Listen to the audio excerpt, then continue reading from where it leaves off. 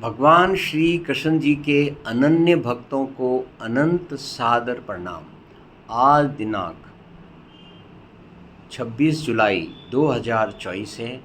भारत का कारगिल विजय दिवस आज राष्ट्रीय पर्व है और हम कन्नड़ा भाषा में श्रीमद् भगवद गीता के अध्याय 2 के मंत्र 49 का ज्ञान अमृत मंथन करने वाले हैं।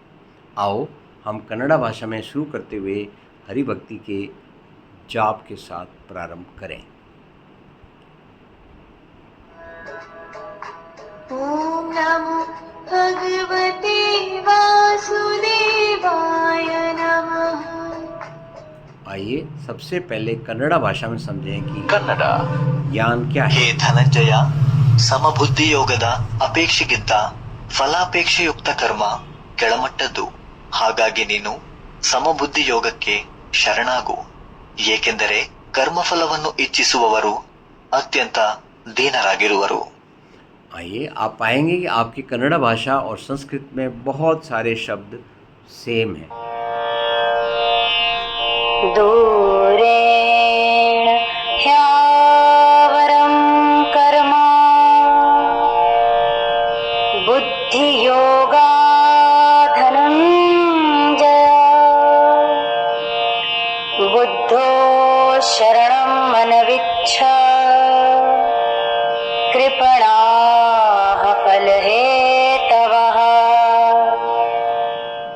दूरेण ही अवरम कर्म बुद्धि योगात धनंजय बुद्धौ शरणम अन्विच कर्मणः फल हेतवः।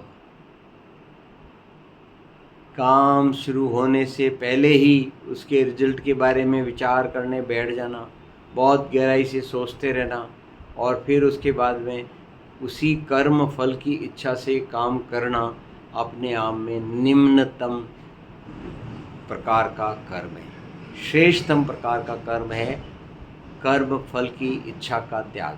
इस त्याग का रास्ता इस प्रकार है जो कि श्रीमद् भगवद गीता में अध्याय 4 में श्लोक 12 में और श्रीमद् भगवद गीता जी के अध्याय 18 में श्लोक नंबर 13, 14 और 15 में बताया गया है कि आप इसी को ही उन्होंने श्रीमद् भगवद गीता के अध्याय 2 में श्लोक 48 में और इसी अध्याय में श्लोक 55, 56, 57 और 58 इन सब में यही समझाया गया है कि समभाव से आप अपना कर्म कीजिए।